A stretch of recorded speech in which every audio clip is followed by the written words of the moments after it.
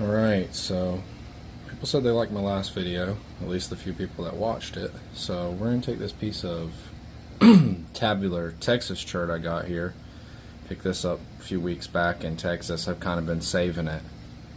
It's really nice quality stuff. It's got beautiful brown. I think they call these Pedernales tabs. This came from a spot outside of Junction, Texas, out of a road cut. Llano River area, for those of y'all that are familiar. So we're gonna try it out. I hope I can keep it in one piece. So with a tab like this, man, that is beautiful. With a tab like this, the best thing you can do is go ahead and get them square edges off of there. The way you do that, for guys that don't know, the first thing you want to do is you want to run around it, zigzag it. So see, now that square edge is gone. Just that simple. Zigzag your way around it, and you lose some width doing your zigzagging, but when you're dealing with square edges, this is the most effective way to get rid of them, in my opinion. I think it's about the only way. Sometimes you can take some strikes off the edge. I've done it. I've seen other people do it. But really, it's best to just go ahead and get this out of there. Sometimes you can do that. But what a lot of times happens, and we'll see when we take this flake off, a lot of times what happens is you'll end up with a hinge. Just like that. But that edge is kind of thick. So, is what it is. We can get that out. It's not a particularly big deal. Beautiful flakes, man. Beautiful stone.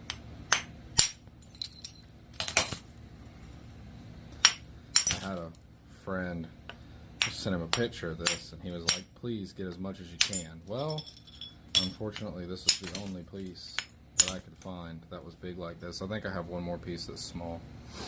So, I may bring that to him. He's really a better napper than me. I almost just saved this piece for him, but it was sitting right there on top of the pile, and I just really wanted to mess with it. So now we've got our square edges off, and we've got this roughed out into a semi rough biface here. All our edges are gone. We got some places we can start setting up some platforms, start running some flakes across it. So main goal here for me is going to be, to preserve as much of the width and length as possible. Try to make a large blade. I'm not going to make a point, I'm going to make a blade. Something pretty, hopefully, pretty and thin. So we'll see. Seems like very high quality stone, which is a good thing. Just have to remember that it's very high quality stone, and I don't need to hit it that hard. Be careful with these end strikes down here. Make sure the point is supported.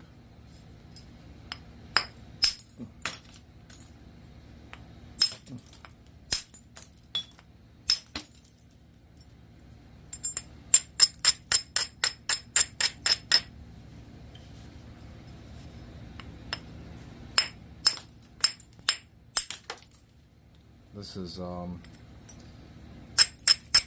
by far the best rock I've ever personally found.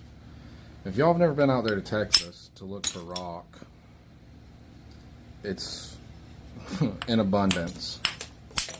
Not all of it will be this quality, but just the flower beds around your grocery stores and stuff like that are full of just beautiful quality rock.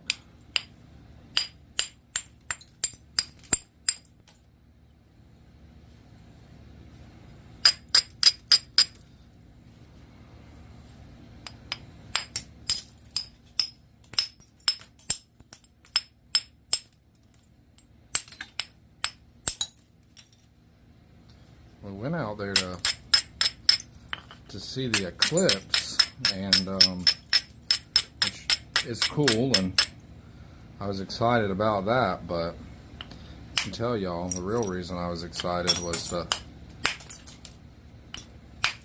collect rocks.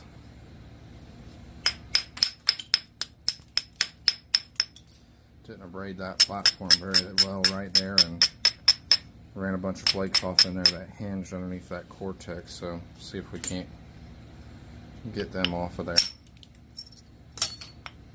I'm trying to be gentle with it. I don't want to take a bunch of heavy strikes. It'd be really easy to run an overshot flake and lose half your width.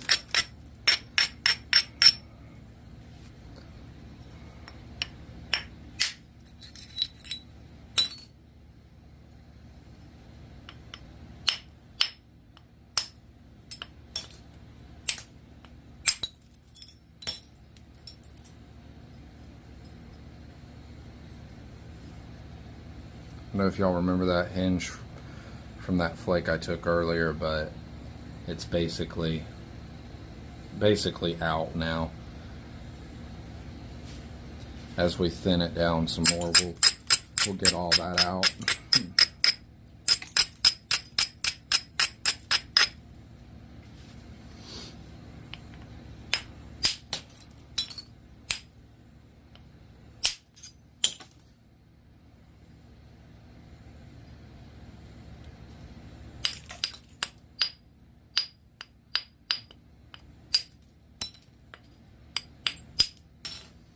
I wish this type of stone was more readily available on the internet, but it seems like it, when I first started napping, it was a lot more common. I think this is a type of Indirect chert. They call it two different kinds, Indirect amoebas and Indirect tabs, and this would be considered a tab. It seems like it used to be more common. You went to nap-ins and everybody seemed to have it. I know Curtis Smith used to have it quite regularly, him being from Texas and all.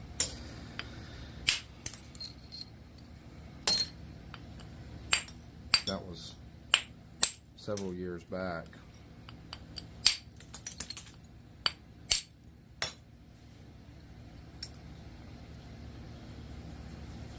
This is a very high grade piece of stone.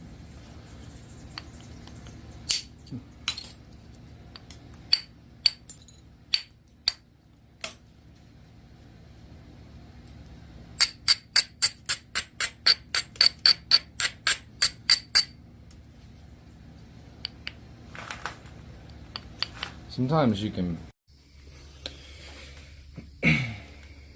Alright, we're back. Had a little bit of technical difficulties there. It's so hot down here, my phone overheated. I'll try to splice that in without any cuts as much as possible. I think we're about to switch over to the indirect here. We've got her pretty well shaped into a biface. Got it pretty well worked out. Got some mass back here in the end I want to get off, but these ends, I like to try to get them with the indirect. I have a bad habit of hitting them right there and then breaking about right there. So switch over to the indirect and see if we can't do something with this.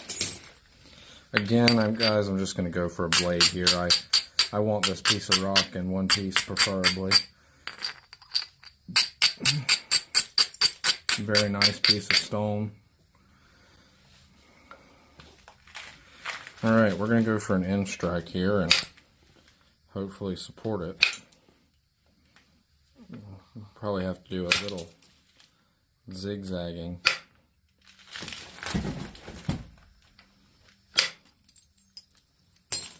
To get some better platforms here on the back side.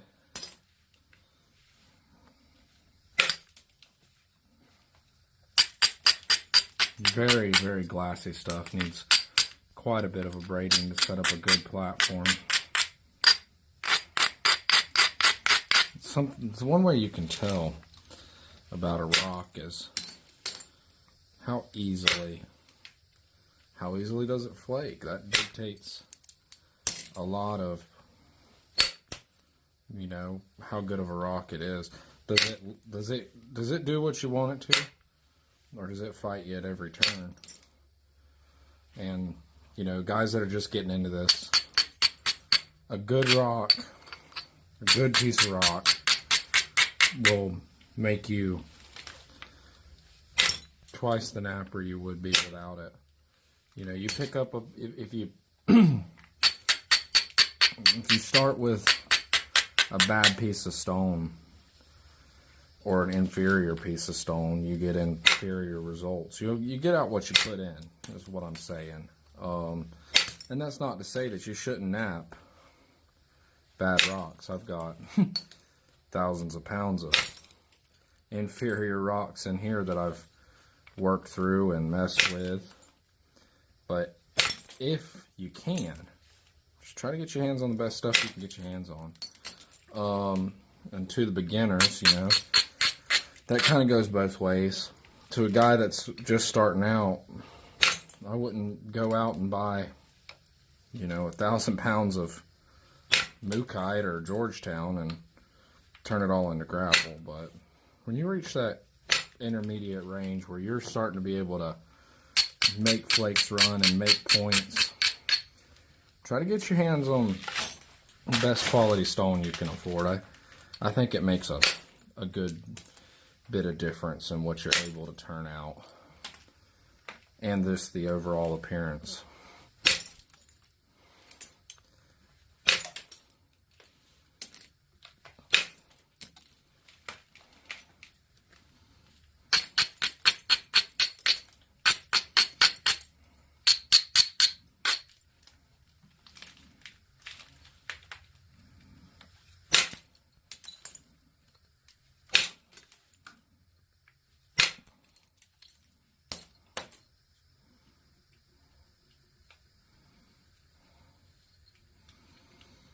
There's some spots down there at the end I'd like to get off, but we're gonna have to kind of work our way to and through them here, a little bit at a time. I want to get that tip a little more refined, but I'm gonna have to set up some platforms down there. Nothing opportunistic is readily available. You know, if it's not a good platform, just don't hit it.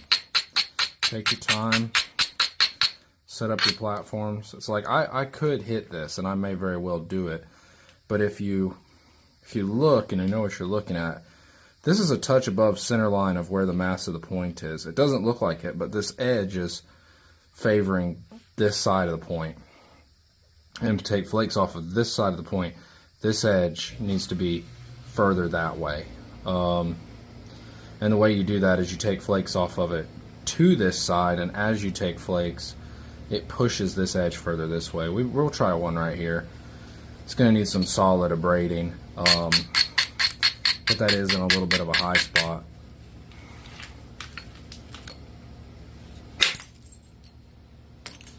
It's not too bad.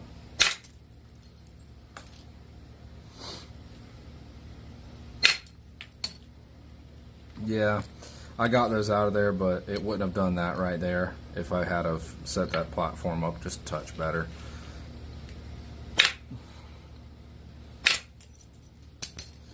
I think ADHD and flint napping, well, they go together really well. Seems like a lot of guys that you'll hear a lot of flint nappers tell you about how they have ADHD or autism or something along those lines. It really sets the mood for them. But two factors of flint napping that don't, and ADHD that don't go well together, is taking your time, patience, which is something I myself struggle with. Even if I know what I'm supposed to do, sometimes I don't do it. Just, I don't know. brain just tells me not to.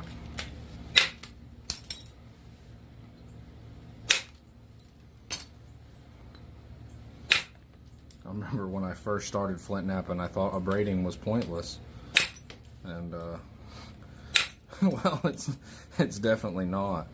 I just thought I knew better than everybody else. It didn't make sense to me, so I just didn't do it. When I first started building bows, I thought tillering was pointless too, so I just didn't do it. I don't know why. I'm gonna blame that on the product of how my brain works. But both of those things are extremely important. Extremely. You have to be able to set up platforms when you're flint knapping, and if you make a bow and it doesn't bend evenly, it's not really a bow.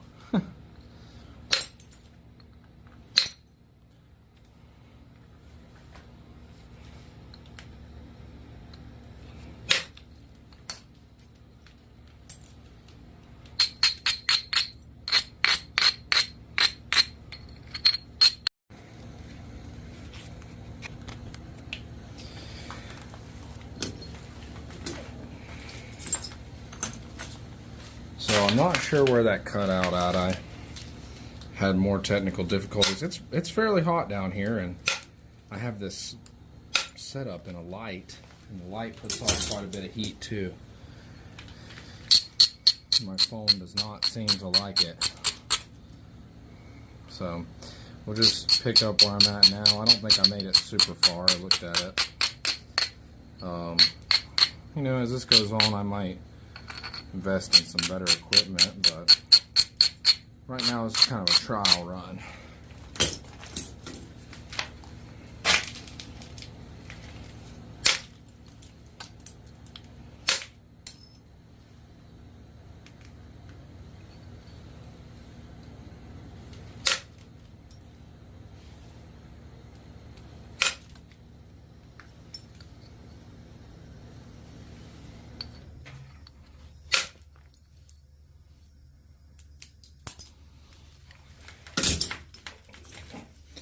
Take about one more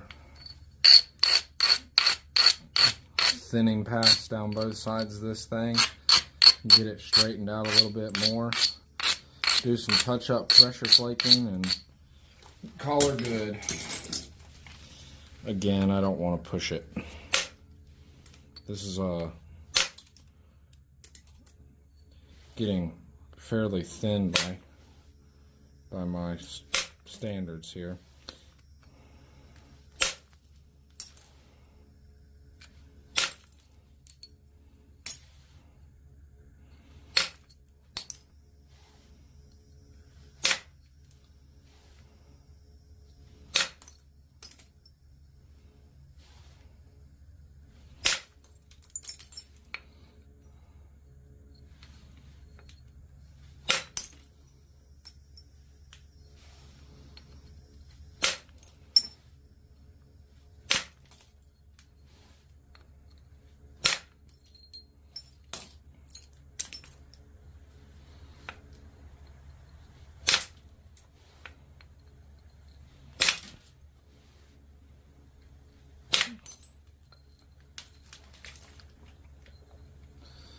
I'm definitely the kind of guy that will leave some hinge fractures on a point. I'd rather have a whole point than try to get them off and not. So y'all don't judge me too hard on that. And I'll leave those little fingernail flakes on there too. Is it the right thing to do? Probably not. Do I mind? Not necessarily. A lot of guys will spend a lot of time trying to get them off there. If I have like a big old island or something, oh yeah, that's got to go. But on something like this, especially with it being more of a rough blade, I'm probably going to leave them unless they just come off in the natural process of things here, which is totally possible.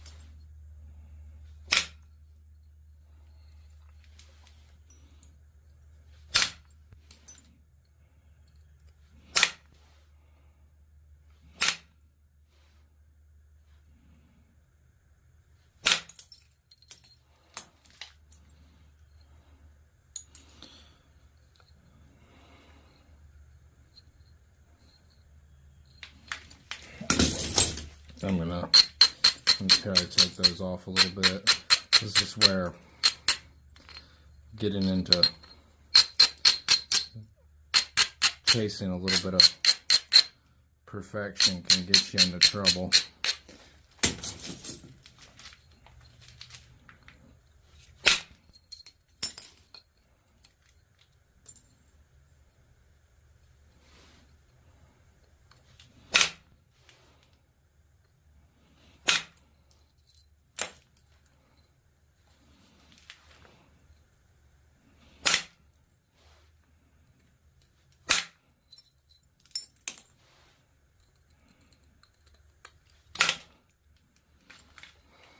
Those rest of that down there should probably be handled with a pressure flaker. If I braid this toe right here, and I don't know how well y'all can see it, right here's a dip. I want to try to take a flake in here. This is the closest, this is thick right here. If I braid this really well, I might be able to drive a flake through there. If I go right here and it hits that hinge, I'm not going to be able to do anything with it. Down here is the same problem. So the best thing I can do is come up above the hinge to this area right here, braid this edge really heavily to this side, and then take a flake through there, and it'll get most of this. It'll probably get some of this, and then I can move down and take the rest of it off with smaller flakes. Theoretically, at least, that's the goal. That's how it's supposed to work.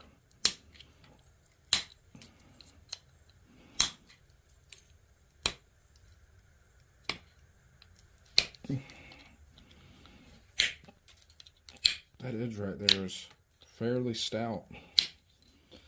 Okay, so now I'm going to braid down like this to bring this edge more to this side and try to come in there with a flake. If we don't get it with this first one, we're going to leave it. Doesn't hurt the point, it just hurts aesthetics. If a native was zapping this, he wouldn't be worried about that at all. But I'm not a native, so I'm gonna go for it. We got a lot of it. We probably need to do the same thing here. Probably need to bring this platform up to this edge, try to come in and get the rest of it, because now we got it flattened out. It doesn't look right with that there, so we'll do it again. And hopefully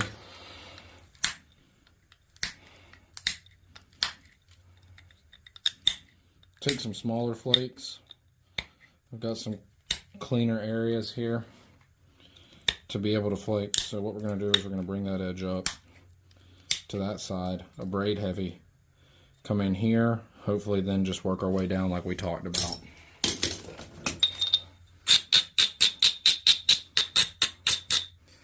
Not too heavy, because you're not trying to drive, you're not trying to drive half the point off.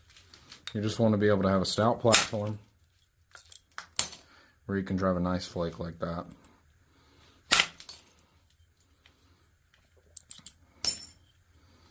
Alright, we got most of it. There's a hinge right there. I may try to clean it up. The rest of this can pretty much be cleaned up with pressure. We'll take some small flakes right here. And these aren't really thin flakes. These are more like bring that edge up to a reasonable level flakes. Same thing here. Try to refine this side a little bit more. Try to take that off.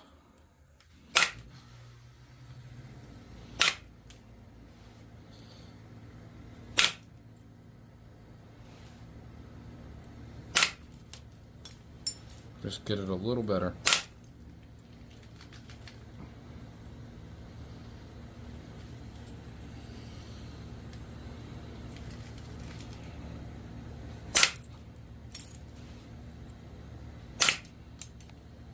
Alright, the rest of this,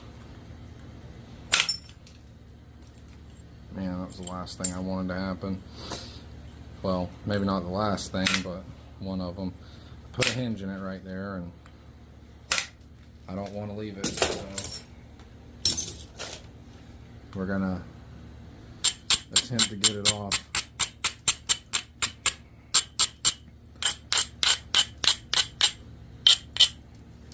Getting pretty thin here.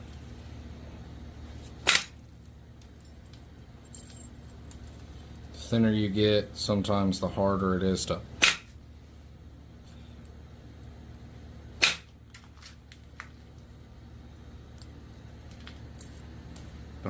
to get those flakes off.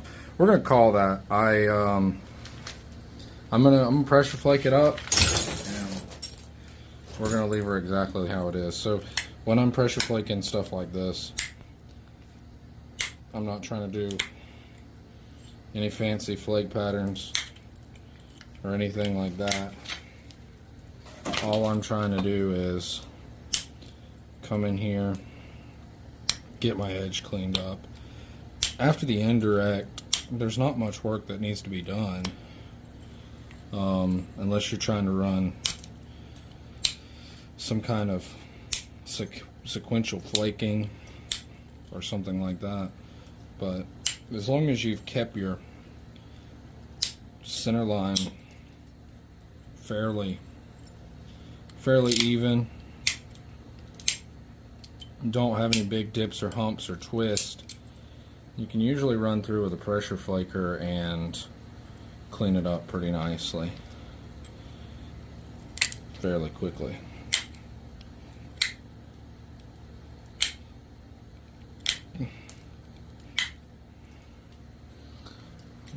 Indirect is easy to do on the camera. The pressure flaking, I like to have it right up next to my chest where I can get leverage, but y'all can't see it. So we'll do it down here. I could put the ishy stick together and use that.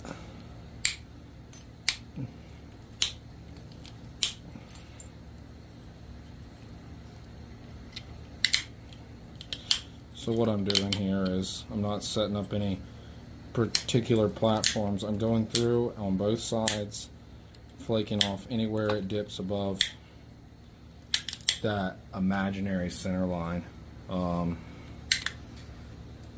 you know, one side or the other, until I get it straightened out.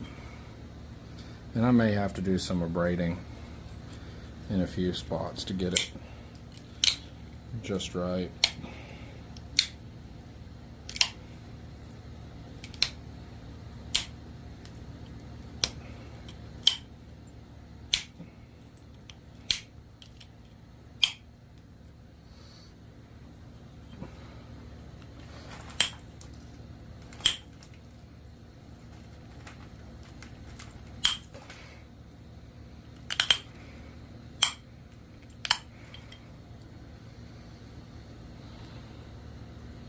That's not bad overall. Now I like to go back through, kind of use my abrader to shape her a little bit, get her a little more refined. It helps you knock off your high spots and your edges, and then you can come back around afterwards, run one more nice pass of pressure down it using, you know, just a regular flaker or an ishy stick, and be good to go. For this, since I already ran one pretty good pass with the regular flaker, I'm just going to run the regular flaker again. And again, I'll do the same thing. I'll come down one side, I'll hit all my spots that dip below my center line on that side, I'll flip it over, hit all my spots on the other side.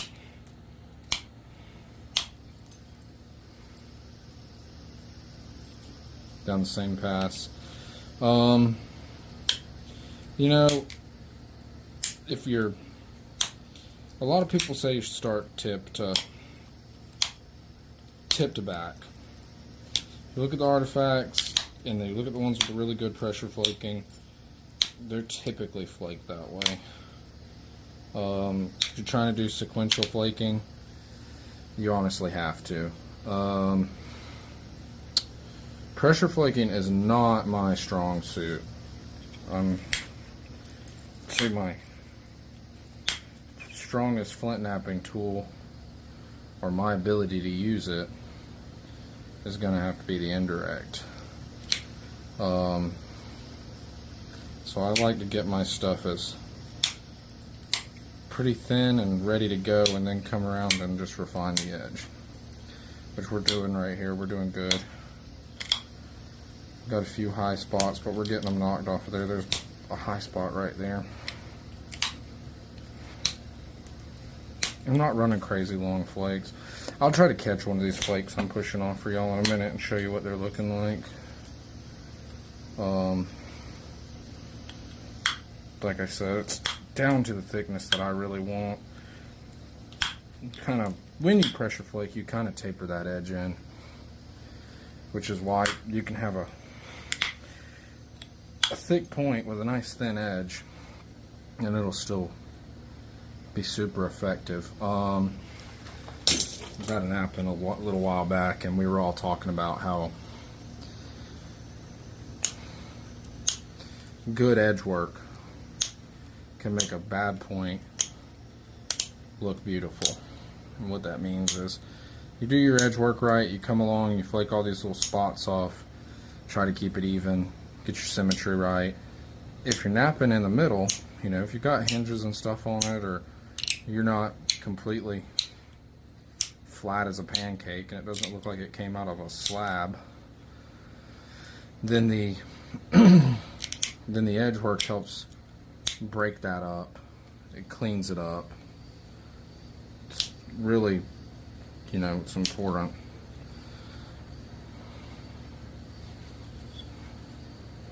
You'll probably be able to look back at this video and say, oh yeah, look at that, where he stopped at with Indirect and then went to pressure. Really refined that point just a that much more. I'm saying point, but Southern euphemisms, I reckon it should be, it's technically a blade. It's really a knife blade. It could be, I guess you could call it a spear point if you wanted to. Could easily be made into one, but it's more or less just a blank or a knife blade. And I don't know if there's a style or anything like that.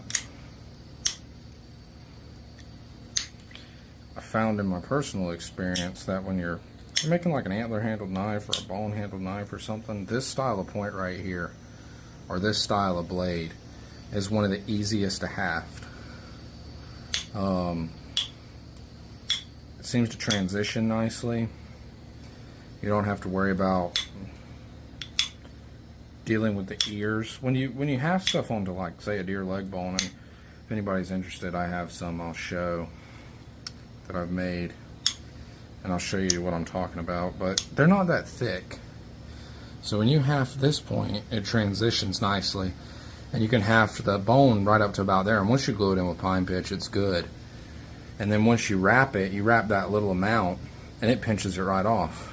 But with an eared point, it just seems to be, just doesn't look right, I'll put it that way. And that may just be the modern man looking at it. To a native, it may look just fine, but we're used to working with steel knives and things like that, and I think that's why the resemblance to how a steel knife is hafted seems more pleasing than one with big notches cut out of it. Which, I'm not saying that those weren't knives, they definitely were. But they may have hafted them to something thicker, used a little bit different method. That's why experimental archaeology is so important. Alright guys, that's it. That's what, you know, that's what I was able to get out of it. I don't think it turned out bad. I think we did a good job. It's sharp, it's fairly thin, it's pretty. That's all. Hope you guys enjoyed the video. Please like and subscribe if you did, or give me some feedback. Tell me how I'm doing. If I need to shut up, tell me to shut up. If my napping sucks, well, It kind of does, so y'all can keep that one to yourselves. But I appreciate it, and we'll see y'all on the next one.